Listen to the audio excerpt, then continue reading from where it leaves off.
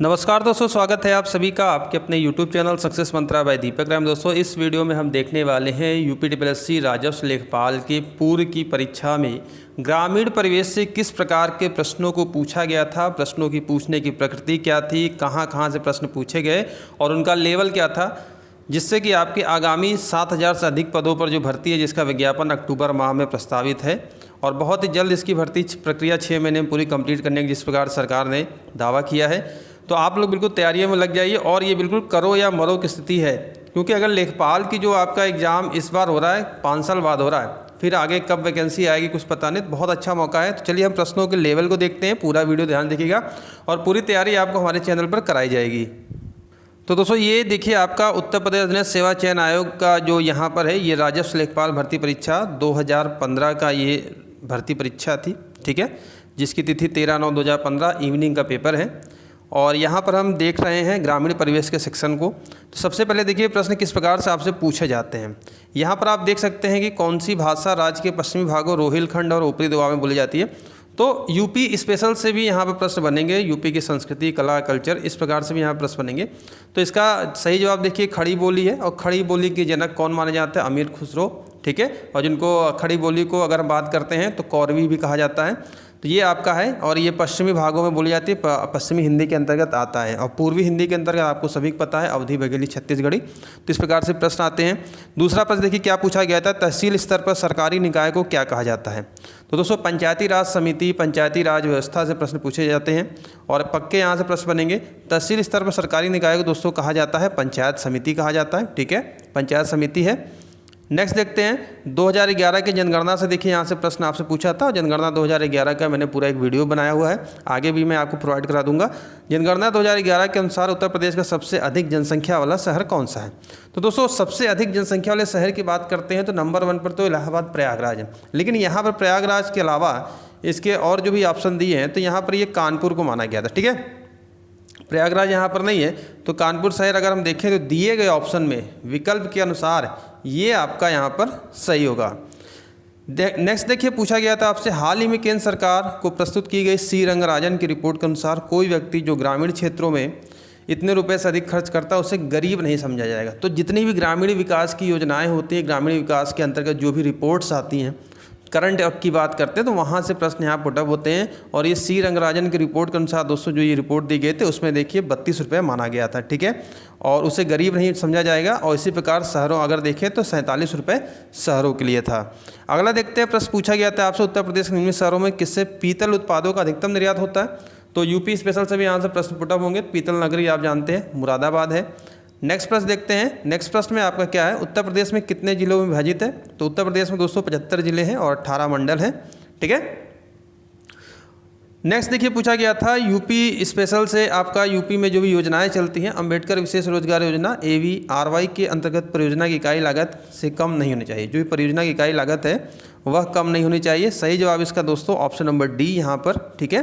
तो इसी प्रकार से उत्तर प्रदेश की जो भी वर्तमान की जो योजनाएँ हैं, चाहे आपका बात करते हैं कन्या विवाह योजना हो गया और जितनी भी चीज़ें यूपी गवर्नमेंट चला रही है ग्रामीण क्षेत्र से रिलेटेड हो गया, तो वहाँ से भी आपके प्रश्न आएंगे। शादी अनुदान हो गया, ये सारी चीज़ें हैं। तो इसको भी हम यहाँ पर अपने चैनल के माध्यम से आपको प्रैक्टिस कराते रहेंगे। तो एक ओवरव्यू, एक खाका यहाँ पर आप समझ लीजिए किस किस प्रकार से आप लोगों से प्रश्न पूछ जाएंगे।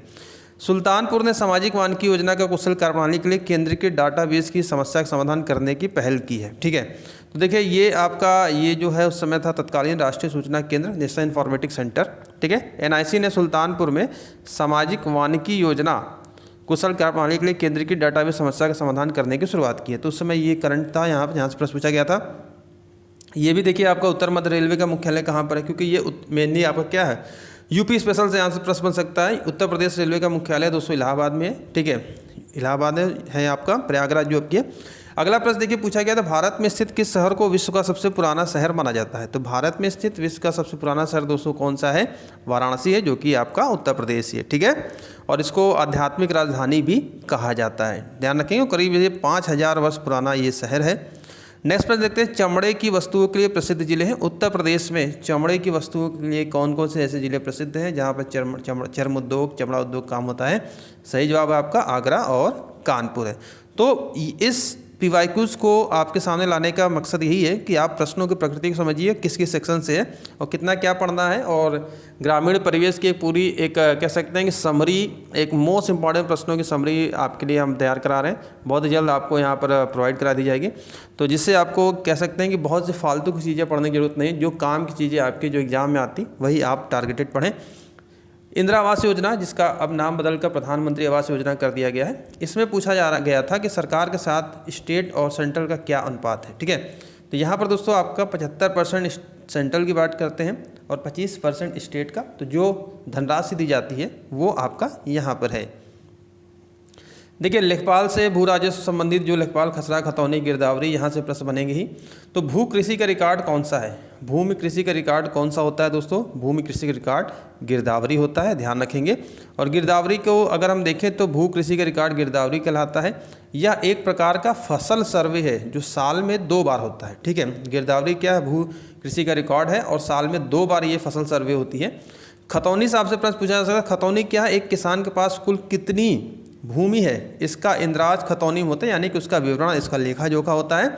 साथ ही साथ जमाबंदी को अगर आप देखेंगे तो जिसको रिकॉर्ड ऑफ राइट्स कहा जाता है। किसान की समस्त कृषि भूमि का विवरण एक ही रजिस्टर में होता है। तो जमाबंदी क्या है? किसान की जितनी भी कृषि भूमि है उसका क्या होता है? एक रजिस्टर में समस्त विवरण होता है। और लेखपाल के कार्य क्या होते हैं? लेखपाल कौन कौन से अपने पास अब लेख रखता है, क्या चीज़ें होती हैं, तो ये सारी चीज़ें आप लोग को हम आगे बताते रहेंगे। एक बिस्वा का 1 बीघा से क्या अनुपात है? एक बिस्वा का 1 बीघा से क्या अनुपात है?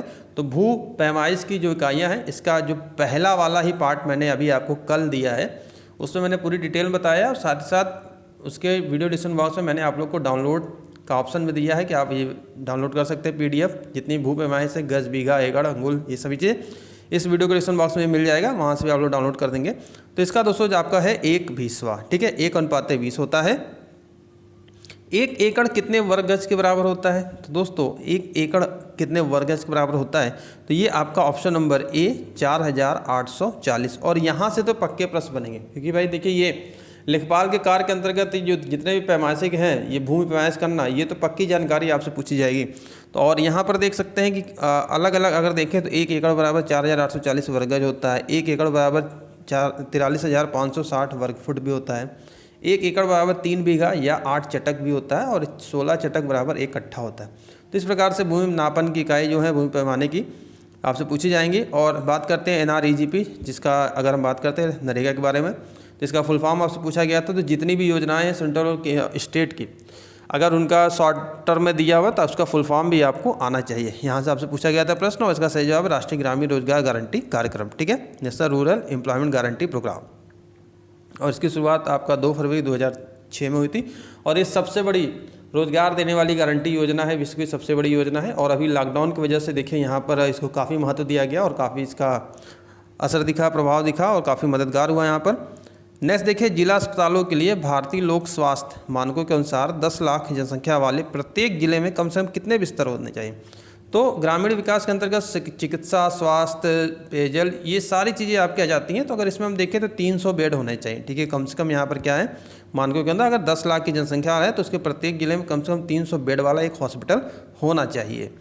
नेक्स्ट देखिए, पूछा गया था आपसे घरेलू व्यक्तिगत सौर जल हीटर के लिए आर्थिक सहायता योजना के अंतर्गत उत्तर प्रदेश राज्य में क्या प्रोत्साहन दिया जाता है? ठीक है, तो जितने भी स्कीम है सभी को हम यहाँ पर कवर कराएंगे। और आप चैनल पर नए हैं तो चैनल को सब्सक्राइब करके बेल आइकन को प्रेस कर लीजिए। डेली आपको यहाँ पर वीडियो प्रोवाइड कराई जा रही है, तैयारी आपकी शुरू हो गई है। अभी GS और हिंदी की वीडियोज आप लोग को रेगुलर अब मिला करेंगी। तो देखिए यहाँ पर इसका जो सही जवाब है दोस्तों, ये आपका है बट्टा। इसे क्या कहा जाता है? बट्टा कहा जाता है। अगला देखिए, उत्तर प्रदेश की प्रमुख व्यावसायिक फसल क्या है? तो उत्तर प्रदेश की दोस्तों जो प्रमुख व्यावसायिक कैश क्रॉप पूछा जा रहा है। ठीक है, व्यावसायिक फसल क्या है? आपकी गन्ना है। यहाँ पर छात्र गलती कर जाते हैं। देखिए 2 टाइप के यहाँ से प्रश्न पूछे जाते हैं। उत्तर प्रदेश की प्रमुख फसल पूछे तब आप गेहूँ लगाइएगा, और व्यावसायिक फसल कैश क्रॉप नगदी फसल पूछे तो आप गन्ना यहाँ पर लगाएंगे। और यहाँ पर सबसे ज़्यादा चीनी की मिले हैं। नेक्स्ट पर देखते हैं, एक ग्राम में ग्राम के वार्डों से चुने हुए कितने सदस्य होते हैं जिन्हें पंच कहा जाता है? पंच कितने सदस्यों को कहा जाता है? तो यहाँ पर दोस्तों ऑप्शन नंबर बी करेक्ट होगा। 7 से 17 लोगों को क्या होते हैं? पंच होते हैं। अगला देखते हैं, पूछा गया था आपसे प्रश्न, उत्तर प्रदेश के उच्च न्यायालय के मुख्य न्यायाधीश की नियुक्ति कौन करता है? तो मेनली यहाँ पर देखते हैं तो उच्च न्यायालय के मुख्य न्यायाधीश की नियुक्ति किसके माध्यम से की जाती है?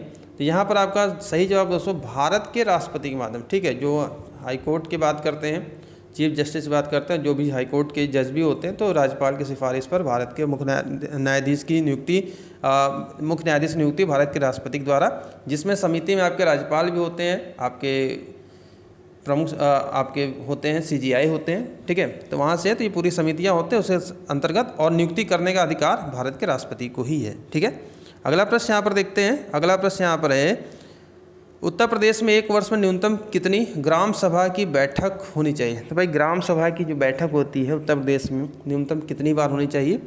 2 बार होनी चाहिए, कम से कम 2 बार। अधिकतम की सीमा यहाँ पर नहीं है, लेकिन कम से कम 2 बार, यानी साल में 2 बार यहाँ पर होनी चाहिए, ठीक है। और इसका जो वर्णन है पंचायती राज एक्ट भाग 2 के सेक्शन 6(3) में दिया गया है, तो इसको भी यहाँ पर ध्यान रखेंगे। हो सकता है इस बार यहाँ से प्रश्न बना है तो यहाँ से एक्ट से प्रश्न बन जाए। एक व्यक्ति के लिए पंचायत का सदस्य बनने के लिए न्यूनतम आयु सीमा कितनी होनी चाहिए? तो दोस्तों एक व्यक्ति का पंचायत का सदस्य बनने के लिए न्यूनतम आयु सीमा आपकी होनी चाहिए 21 वर्ष, ठीक है। ये ध्यान रखेंगे, 21 वर्ष है। और वोट करने की आयु क्या है आपकी? 18 वर्ष है। अगला प्रश्न पूछा गया था, MDM मिड डे मील योजना कार्यक्रम के अंतर्गत विद्यालय स्तर पर बच्चों के न्यून भार की प्रतिशतता, जो निम्न भार है, न्यून भार है, का आकलन किस आवृत्ति पर किया जाना चाहिए? ये भी प्रश्न आपसे बना है। और MDM से भी, नरेगा से भी, प्रधानमंत्री आवास योजना, प्रधानमंत्री सड़क योजना, सभी चीज़ों को हम आपको यहाँ पर बताएंगे। और यहाँ से प्रश्न बनेंगे आपके अर्धवार्षिक, यानी कि साल में 2 बार, ठीक है। अर्धवार्षिक यहाँ पर 6-6 महीने पर होती है। और यह योजना देखिए MDM 1995 में शुरू की गई थी। योजनाओं से उनकी शुरुआत से प्रश्न बनेंगे। और आयु 6 से 12 वर्ष रखी गई है, जिसमें केंद्र और राज्य का कुल अनुदान का अगर हम सहयोग राशि देखें तो 75 और 25, ठीक है। चलिए आखिरी प्रश्न जो पूछा गया था, 25 प्रश्न आपसे बने थे। MG नरेगा के अंतर्गत सामग्री संगठक के मामले में केंद्र और राज्य सरकारों द्वारा किए गए निधिकरण का अनुपात है। तो दोस्तों मनरेगा के अंतर्गत हम देखते हैं तो जो भी आपके सामग्री संगठन मटेरियल में केंद्र और राज्य का क्या अनुपात है।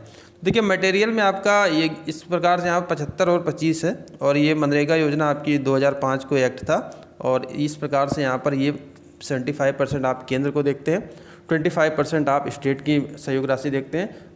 100 दिन की रोजगार गारंटी योजना है। अगर गांव का कोई निवासी है, ग्राम सभा कोई निवासी आवेदन करता है और उसको रोजगार नहीं मिलता है 2 हफ्ते के अंदर, तो उस बेरोजगारी भत्ते का हकदार है। तो परिवार के प्रत्येक सदस्य को कह सकते हैं कि रोजगार, अगर उसके पास जॉब कार्ड है तो 100 दिन का उसको गारंटी रोजगार यहाँ पर दिया जाएगा। ये कानून है। तो ये था, देख सकते हैं आप लोग कि किस प्रकार से किस लेवल के प्रश्न आपसे पूछे गए हैं एग्जाम में। तो प्रीवियस ईयर के एग्जाम को देखते हुए कोई भी एग्जाम, अगर आप किसी भी एग्जाम में बैठते हैं तो सबसे पहले उसके प्रीवियस ईयर क्वेश्चन को देखना जरूरी है कि प्रश्नों का लेवल है, कहाँ से कैसे कहाँ से प्रश्न पूछा जा रहा है। तो एक प्रकार से यहाँ पर आप लोग एक और भी पता चल गया हो कि हमको किस किस सेक्शन से कहाँ है। चाहे अगर हम बात करते हैं यूपी स्पेशल हो गया, चिकित्सा स्वास्थ्य हो गया, आपका ग्रामीण परिवेश से हो गया, लेखपाल के क्या कार्य होते हैं, ठीक है, और भूमि पैमाइश हो गया, खसरा खतौनी, ये सारी चीज़ें हैं। तो सब चीज़ों को हम यहाँ पर लेकर आपको रेगुलर प्रैक्टिस कराएंगे। तो वीडियो को पसंद लाइक और शेयर करिएगा, चैनल को सब्सक्राइब करके बेल आइकन जरूर प्रेस कर लीजिए। और इसकी PDF अगर आप चाहते हैं तो हमारे टेलीग्राम ग्रुप से जुड़ जाइए, वहाँ पर इसकी PDF हम शेयर कर देंगे। तो अभी के लिए इतना ही। वीडियो कैसे लगी आप अपने कमेंट में जवाब बताइएगा। और कोई क्वेरी, कोई आपको सुझाव हो, कोई आपकी समस्या हो तो नीचे कमेंट बॉक्स जरूर कमेंट करिएगा, आपके प्रश्नों का जवाब दिया जाएगा। तो अभी के लिए इतना ही। Thank you.